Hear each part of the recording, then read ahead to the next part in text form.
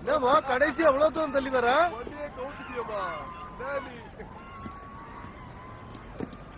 என்னாச்சு உன் வண்டிக்கு?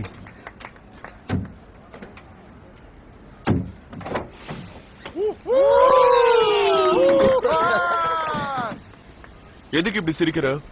இப்ப இது உன் கார் தானே? இந்த காரு எனக்கா? எனக்கு வேண்டாம். இந்த புகடப்போ எனக்கு வேண்டாம்.